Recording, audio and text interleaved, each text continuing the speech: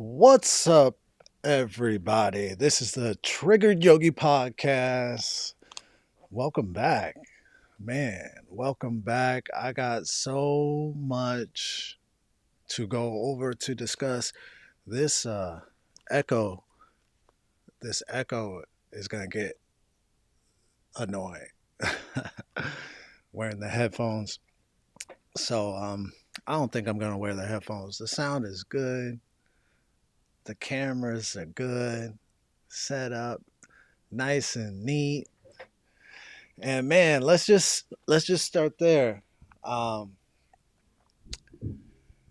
I've been working. You know, I haven't made a podcast in a Triggered Yogi podcast in a few months. A lot has happened. I stopped teaching yoga regularly. I have a new job, totally different market, totally different field, totally different energy. God has put me here for a specific reason. I know I'm starting to learn those reasons. But before we get into that, I want to show you what I've been working on. I finally have gotten my my my studio, my podcast studio, full service garage setup. Very happy um, with what I built here. I do want to show you. So now it is a multi-camera system. I got two cameras. I actually have four cameras, two Sony DSLR Easy V10s that I'm shooting on. I also have three web cameras that aren't the best, but they are 4K, even though it doesn't, when I look at it, this don't seem like 4K. It seems a little pixelated. But my favorite web camera is my Ozbot, and this Ozbot, I could show you the whole studio. So this is the stage. You can see the stage here. Let me take you on a little tour of the studio. This is the stage. So I also have been doing a podcast on YouTube called Comedy Fitness, and you can see I designed that little Comedy Fitness in the background, and yeah, I've been having. So I have been consistent with this podcast, this Comedy Fitness podcast that I invite I invite friends, comics here, and we riff off of YouTube clips, and it's just more of a just a fun, just mindless, you know, podcast. We're just kind of talking mess about what we find on YouTube, and I made a little game out of it. You know, the people that are the funniest get points for jokes and tags, and the funniest comedian wins. So I made a little game out of the Comedy Fitness live, and we stream live every other Saturday. We're gonna go streaming live again this Saturday at 8:30. Show starts at 9. We usually start off with a little bit of comedy. Someone opens the show with some jokes, and yeah, you know, I've been staying consistent on that. We got 26 episodes right now, and let me just take you around and show you the studio. Again, I love this Ozbot, and it will. So this is where I have the comics set up to kind of sit, and they have their mics here. And we've had a couple shows where we have an audience, and as it goes around, oh, it doesn't go around any more than that. So I'm going to have to go back around here, and you'll see this is where I have the judge set. This is where the judge usually sits. That's the TV screen that we show the IG reels.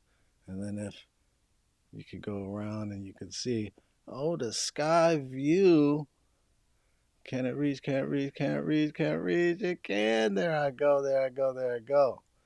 So you can see I have been working. Man, I've been working on this setup, and yeah, man, here it is. The studio is set. The vision is starting to take form. There's a lot of things that I plan on doing in this space. Eventually, want to move into like a commercial space where I could podcast and help other people create their content and have live shows. Like that's the big vision. But we are starting here in my garage. So my next layer is to stay consistent with the Triggered Yogi podcast because I do have a lot that I do want to kind of express and talk to you about based on my experience um, being a yoga instructor. Now I'm a car salesman, so that's the new job. I've been selling cars totally out of for the time being out of the fitness world, and it's been the first time. Man, it's been the first time in I will say like 20 years since I haven't been coaching, teaching, guiding students, and guiding people one on one in the fitness world. This is the first time in a long time, and this has been such a really a challenge, for me to step outside my comfort zone and jump into a new job, a new profession to try to bring in more income so I can invest in myself, invest in my studio, and invest in the things that I'm up to. That was the reason why I just wasn't feeling like I was bringing in enough money, not just for my family, but for me to continue to do the things I want to do, production wise, and investing in my studio and my overall vision. So, I had a couple of friends, a couple of friends that have done very well in the car business, in the moving vehicle industry. Two of my best friends, Tino Sutras and James Thompson, who have been very helpful along this ride, this joy ride, this test drive, this test drive, if you will, of selling cars, man. And we're gonna get into that because selling cars is not it's not for the weak, man. It takes a strong human being to be successful in the car business. I don't think car salesmen get enough credit, and I'm far away from being considered a successful car salesman. Although I will pat myself on the back. Every month that I've worked here, I have made my quota. This might be the first month that I have not made the amount of cars. This not might. This is out of 7 months the first month that I haven't hit my goal. Um, and it started off very slow for me, and I tapped out a little bit this month. I tapped out. I'm not gonna lie to you. I tapped out. Um, and here we are. Here we are. But I'm still happy with how I've been progressing in this new industry, in this new business. So yeah, this is the studio. Um, got some great mics here. Got a couple of great mics. I got some mics on the other side that I do want to eventually replace. This is the captain's chair that I'm sitting in, and I got all the toys, man. I've been collecting all these toys to set this up to where um, it is. It's every and learning the things has been the biggest challenge. Learning how to work this technology that I've invested in has been the biggest challenge because I'm not I'm not like a tech savvy person, but if anybody's gonna do it, you're gonna do it. So you got to do it. You got to learn it, man. Even if it's a slow grind to learn the stuff, and that's kind of been my process and my experience is just taking my time, learning the stuff, and learning as I go. I had a guy that was helping me out with the tech, and man, he was brilliant at it, but he got busy. So, but at the same time, I gotta learn this stuff, man. You gotta learn it yourself, man. We're in this technology world that if you want to have a brand or a presence on the internet, which is pretty much, the internet is a language that we're all speaking now. You gotta just learn it yourself. The editing, you know, all of it, the technology, shooting, cameras, all of it. You just gotta learn it on your own and try not to be overwhelmed at the same time and just make it happen. So so that's what the kid has been up to, man. That's what the kid has been up to. Um Here I am. Let me just boom, boom, boom. And yeah, whew, I haven't really written anything down. And when I was doing the Triggered Yogi podcast before, I know I would have all the things written down of exactly what I wanted to kind of go over. Um, but I just kind of want to reintroduce myself. The Trigger Yogi podcast. This is technically episode 3 of the Trigger Yogi podcast. And I'm going to try to make this, not try, I am going to. I gotta stop saying try, baby. I gotta stop saying try. I am going to make this a weekly thing. Every Monday, I'm going to jump on here, I'm going to record, and I'm going to put it out Tuesday morning or Monday evening. Boom. Gonna do it. Gonna do it. Gonna do it. Cool, man. So, whew, there's a lot to talk about. I started this new job. I guess I just got to dive right into this new job that I've started because there's so much, man. I mean, I really feel like it's not ideal. It is a blessing that I was able to pick up this new job. I have been bringing in more money.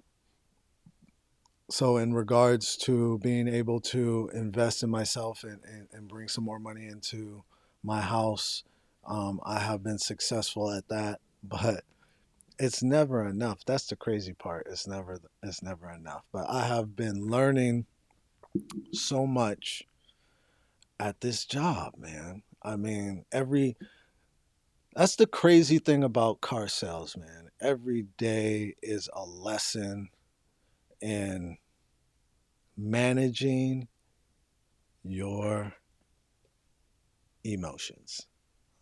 My God.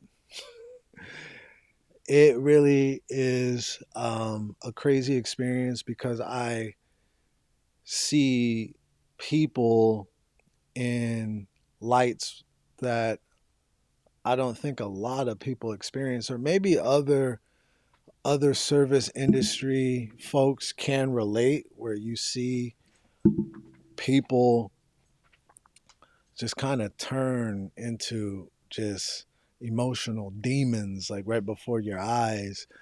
Um, I see the full spectrum of the emotional scale in mostly everybody that comes in and purchases a vehicle. And I get it.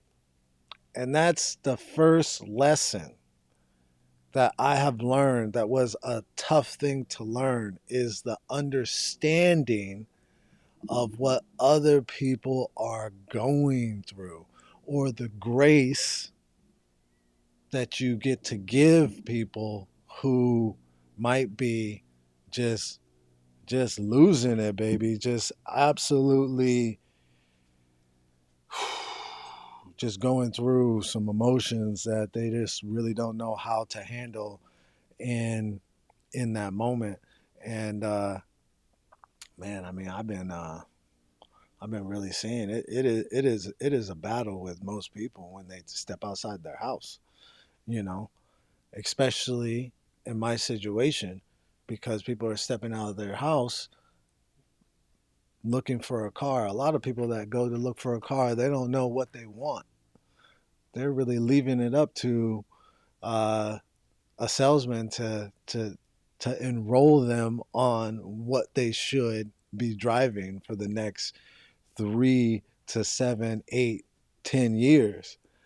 And it's a lot. It's not just a lot for the person purchasing the car. It's a lot for the salesperson that's trying to sell this person a car.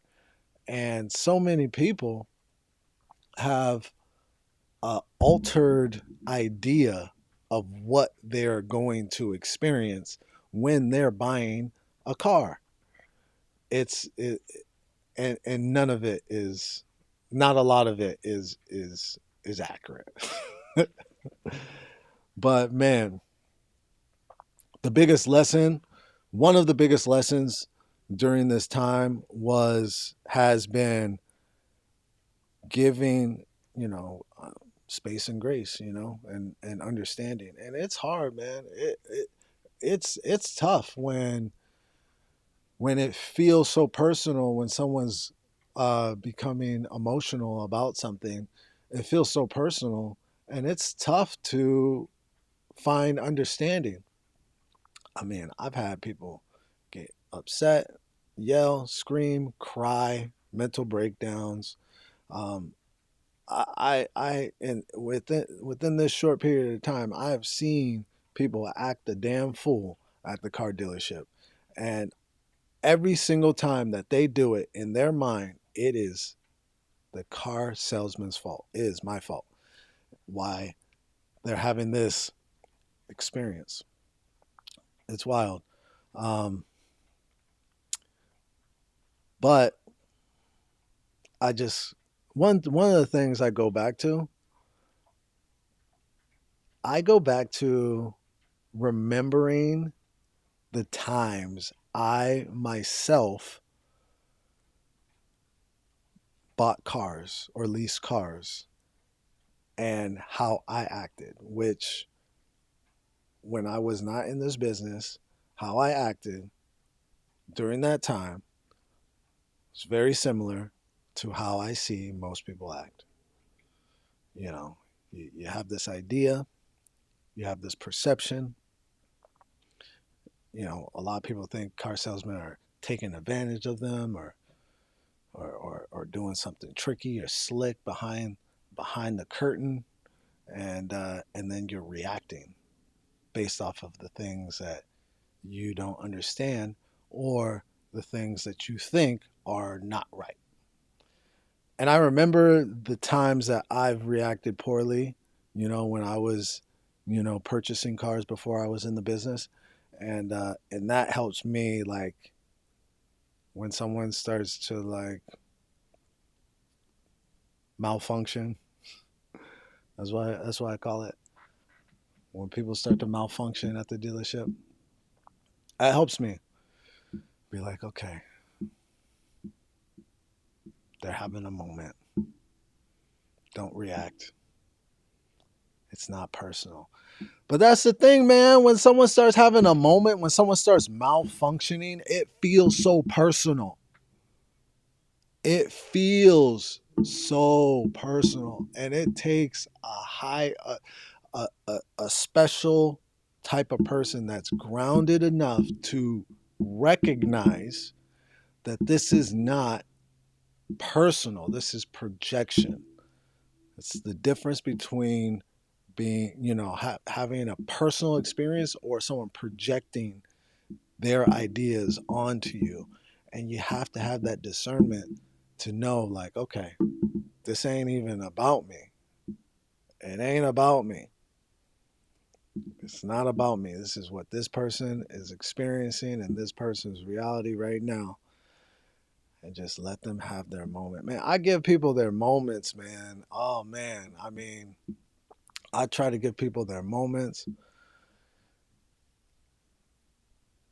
Sometimes it works, sometimes it doesn't. I mean, goodness gracious. I mean, I think one of the biggest issues in the world is we don't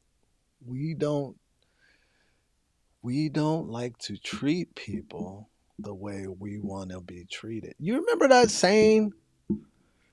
Does anybody remember the saying? It's been around since Jesus. Treat people the way you want to be treated.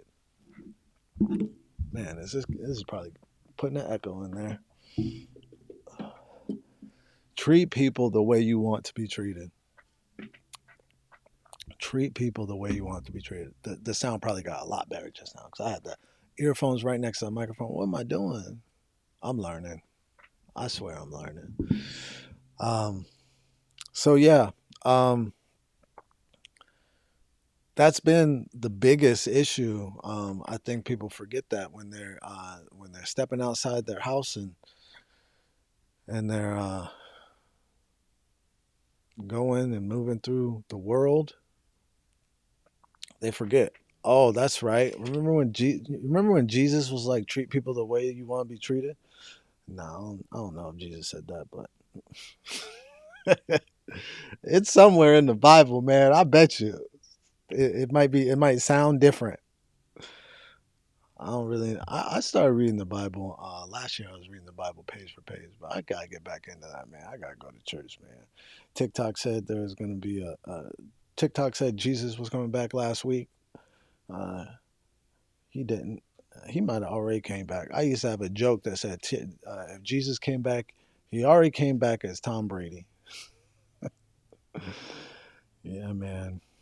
Football season. Thank God for football and that pastime where we just get to sit down and watch men crash into each other for 2 to 3 hours and not think about anything else, man. Thank God for football, man. By the way, the Cowboys played the Green Bay Packers yesterday and it was a tie. Why are we doing ties in the NFL? Why? All the rules, all the things, all the money going on in the NFL. Can y'all just play till someone wins? Please. Is that too much to ask? Can y'all just crash into each other until someone wins? Someone's going to win. Why are we doing ties? Now, Jerry Jones, did you see Jerry Jones after the game? Like, oh, well, we ended in a tie. Oh, man, I can't stand that man, bro. That's crazy, man. I can't believe y'all let that game end in a tie, man. I invested 4 hours to let y'all tie it up. Come on, bro. Oh my gosh. Anyways, man. I don't have. When you do a podcast and you're like, man, I got so much to say, and then you start recording, and then you ain't got nothing to say, bro. You ain't got nothing to say. But I will say this. I ain't got nothing to talk about. I'm kidding. So yeah, man. On a scale of 1 to 10, this new job is a 6.5, and that's being nice about it. I think I feel the reason why I am selling cars is to learn about people. I have been learning about what we're all battling day to day. I've been learning that on so many different scales, man. First of all, anybody that goes to a job, anybody that has a job, anybody that has a job where you're working at that job a minimum of 8+ hours, God bless you. God bless you, man. Goodness gracious. I mean, I never knew. I never knew what y'all going like my whole adult life. Okay, let's break it down. I I was a college athlete. After college, I ran gyms. I was a personal trainer after college. That's what I did. Went from personal training to one-on-one training. So and that's why I did for the last 25 years. I've been a personal trainer, a yoga instructor. I've had these jobs where I'm only in a place for a short period of time. I'm never staying at a place for longer than 4 or 5 hours. My first job when I was the manager at LA Fitness, I was there all day, but I was at a gym. I was at a place where it's like I could live in a gym, you know, I could always just be in a gym. It didn't feel like a real job. This is so much of a real job. This is the most real job I've ever had. And the first thing I have to say is God bless you people with these real jobs. Oh my God. I didn't know. I didn't know. I didn't know. I didn't know. It is intense. Let strip away the job part. Strip away the thing that you have to do when you're there. The fact that you're there with other people that don't want to be there in itself is extremely rough. Rough. The vibration that you're putting yourself into. I mean, it's a lot, man. I get it. I get it. I understand it. I feel it. Uh, I'm praying for y'all. I'm praying for y'all, man. I'm praying for myself. We're gonna make it. Okay, you're gonna keep pushing through. Keep our eye on the prize and our vision. You know that you have a purpose. You're there for a reason. Sometimes you don't know the reason. Sometimes it don't make sense. Sometimes you want to quit, but you're not gonna just quit off of your emotions. Why? Because you're an adult, and we don't do that, or we try not to for the most part. But it's tough, man. I get it for the first time, like first real time in my life. I really get it. And y'all heroes, man. Everybody that's holding down a job for a bigger vision, a bigger purpose, a bigger why. Not just for yourself, for your family. You're a hero, my girl. You're a hero. You're a hero. You're my hero, man. Because I know now. I really, really know. I really, really know. And I think that's why um, I'm here. That's why I'm selling cars, to really feel it and see it and understand it. So, because my big vision is to, tour, go around the world and talk to people and help people, do better, be better, and also, tell jokes. I want to be a touring comedian. So, I definitely feel like God put me here for a big purpose, and sometimes it don't make any kind of sense for me in my brain. It's like, what am I doing? I should be on set. I should be on stage. I should be this X Y X Y X Y Z, and I'm here standing on my feet. Uh, Someone asked me, it's like, man, Leon, you're standing up all day long. Do your feet get tired? Do your feet hurt? I'm like, nah, man, my feelings hurt. I'm in the car business. My feelings hurt, man. Y'all be pulling up, hurting my feelings, man. I swear to God, y'all crazy. Women are the worst. Women. So here's the interesting thing about when we get emotional. I'm starting to learn the differences between men and women when we get emotional. Women get so mean. Men get angry, puff out their chest and act like they're gonna fight somebody. Women get mean, mean, slick, condescending. You know, just mean. Um, and honestly, I could deal with a man, puffing up his chest. I know what that looks like. But when a woman is mean to me and it's not my wife, it don't make no sense. That's hard for me to compute. I swear it don't make no sense to me. Like we're not married. You got no right to be mean to me. I swear to God, man. That's been the tough part. I've had some really mean customers. Um, I work for Ford. I like working for Ford. I like the product. I believe in the product. I drive a Ford. My wife drives a Ford. That is helpful. Um, but uh, but yeah, it has been a challenge. Every month is like starting over. Salespeople, salespeople. There's no book to it. And the people that are talking about how to sell aren't really telling you how to sell. There's no book to it. This is one of those things,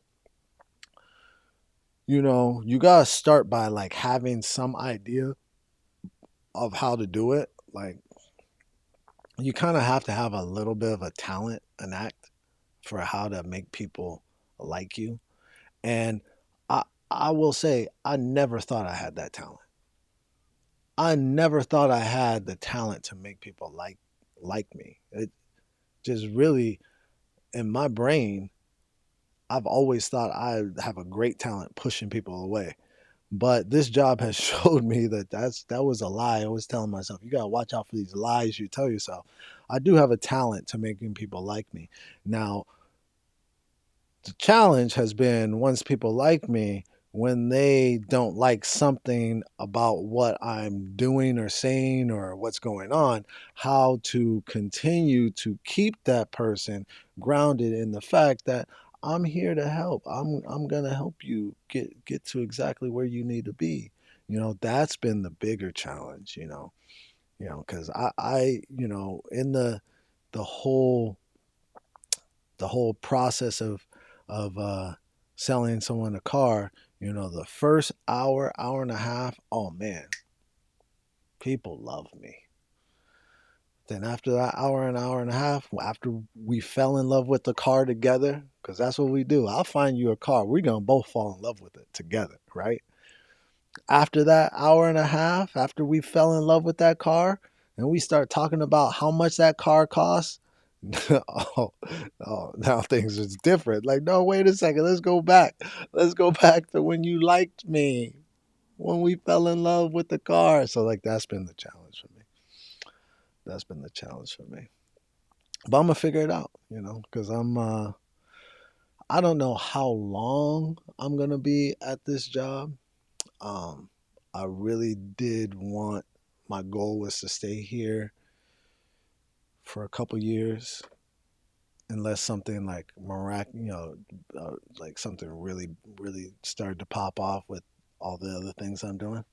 Um, my plan was to stay here for a couple of years and make some good money in this business. I gotta tell you, man, I really gotta say that has changed. That has changed that idea that I'll be able to do this job for another year and a half. That has changed. But maybe I'm going through growing pains right now. And growing pains are uncomfortable, man. And that could be it. So I'm letting things work themselves out the way they need to work themselves out. I'm giving myself space to let things work themselves out the way they need to work out. Because man, the car sales, the car business is not for the weak. It really is not. It's not for the weak person. Um, the environment is the vibration is in the work environment is something I haven't experienced. It can be very hostile. Um, my therapist was saying like maybe I find these type of situations. Yeah, it could be. It could be, a lot of self-discovery happening, you know. And that's looking at it the glass half full. That's the good thing that I continue to focus on. I'm getting a lot of self-discovery. Um, because I am uncomfortable. I am uncomfortable at this place. But a lot of things I do are uncomfortable, but I've found comfort in it. So I know I could find comfort in this place as well. I've proven that to myself time and time again. When I first started doing stand up comedy, for the first, I mean, I've been doing stand up for like 11, 12 years. For the first 6 years, I was so uncomfortable on stage. 6 years. There's something. There's something there. For the first 6 years, I was extremely uncomfortable, but I didn't quit. Why? For the first 6 years of comedy, I was extremely uncomfortable, but I didn't quit. Why? Because I had a bigger why. I had a bigger vision. It was that vision that kept me grounded in something that I knew that I was going to work through, and I was going to die trying, working through it. That was it. That was it. I knew what I wanted. I knew what I wanted from comedy. I knew who I wanted to be from comedy. So I suffered. I suffered on stage. Bad jokes, bombing, feeling embarrassed, shameful, all those things I felt on stage literally for the first 6 years. And, a lot of those times I needed to drink. I needed to get drunk because I was so uncomfortable.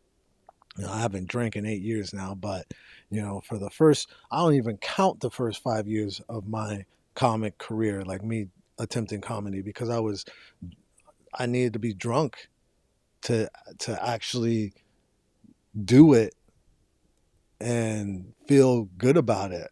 And a lot of times I was so drunk I wouldn't even remember the set. It was like a waste. But that's how uncomfortable I was. But I'm not saying show up to work drunk. Don't do that. I'm just telling you what my experience was with stand up comedy and how uncomfortable I was and what I had to self medicate to do it.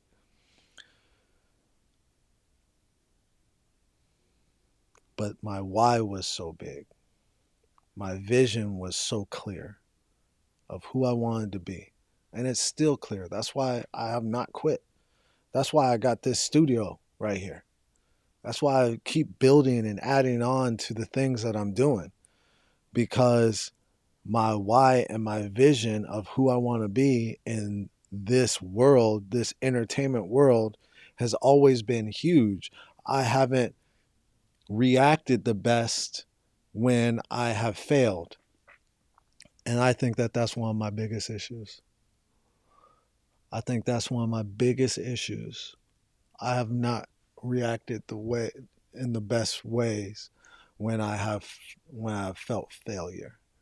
So I'm learning a little bit more, especially now with this job, on how to process my L's. And it's really processing your L's that are going to make your wins, you know, come back to back to back to back to back, when you could shrug off a loss and get back on it and keep moving. And I'm so much better at that now. I'm so much better at that. Um, and I'm starting to see better results. I mean, they're not like mind blowing results. I don't have people kicking down my door, but I'm seeing enough results to keep me going. One of the results that I'm seeing, my sister, Jasmine, shout out to my sister, has been telling me about a year and a half ago. I started doing some motivational speaking with the company that she works for. And I really, really enjoyed helping um, her coworkers, and I really, really enjoyed making her proud of me. To be honest, that was like one of the better gifts that I got from that. And still to this day, and that was like almost a year and a half ago. And still to this day, they'll talk about me and talk about how I made an impact. Um, and I shared some videos with them. I made some videos for them, and they and you know they still share those videos to this day. So it's those little results that you really gotta hold on to. Like, when you get those little wins, how big or small they are. You keep those in your back pocket. For when those days get rough, or when you're not feeling the best. Woke up on the wrong side of the bed or whatnot, whatever, and you just hold that. You hold that up. You hold those memories and those little results up. You hold them high, and you remember the wins. You gotta remember the wins, man. You gotta remember the wins, man. So I am back on. I'm gonna keep this one short and sweet. I'm gonna keep it short and sweet. I'm back with the Trigger Yogi podcast. I'm gonna try to come here and step on this mic and talk to you about what's going on, my experience. Um, I'm really proud of my studio, the captain's chair. You see it. You see it. And yeah, every Monday I'm gonna try to get you guys a episode of the Triggered Yogi podcast. And again, I used to have a lot of bullet points to talk about when I do these podcasts. I kind of just decided to wing it today. I'm playing around with learning the software to have my multi-camera angles where I'm editing on the spot. So because the editing is not my favorite, and that's one of the real big reasons why I designed my studio this way, is so I could, cut down the hours that I'm sitting behind the computer trying to edit a multi-camera, you know, podcast. So I got my stream deck here where I can switch cameras. I got multiple cameras, multiple angles. You know, my next investment is going to be in like lenses, better lenses. I actually need to get one more camera, so, I'm working off of more actual DLSRs instead of web cameras, even though this web camera is fantastic. Look at this, man. Look at this. Oh, this goes all the way around. Okay, well, kind of, kind of. Let's take it back to the stage. Yeah, that's the stage, man. That's the stage. There she goes. Yeah. Yeah, so this is the Trigger Yogi podcast. We are back. I'm going to try to not try. See, there I go again. Try, try. I'm going to stay connected to this podcast and trying to, talk to the people that want to listen. And I'm excited to talk to my sister and her company on Thursday. And I am probably going to stream that live, or try to stream it live. Um, what I'm going to talk to them about. I'll stream it on my Yoga Leroy Got Jokes channel on YouTube. Matter of fact, go follow Yoga Leroy Got Jokes on YouTube. That's where all my good stuff is going to be dropped. I also have Comedy Fitness Live YouTube page. That's where that comedy show that I created is at. We have 26 episodes up. You can also find that on Instagram, and you can follow me on Instagram, Yoga Leroy Got Jokes. And yeah, man, 45 minutes, that's good, bro. That's good for me, you know what I'm saying? Um, I want to leave you with something that me and my sister have been talking about. Um, and it's when you start diving into like the universal laws of attraction, manifesting, and really start to understand that there's a lot of things we don't have any control over, but there's a lot of things we do have control over, and it all starts from within. And when you start to really build on a vision and slowly chip away at that vision, you start to understand that it takes effort, not work. It takes effort. And sometimes because the mental and emotional battle feels so heavy, we give up the effort.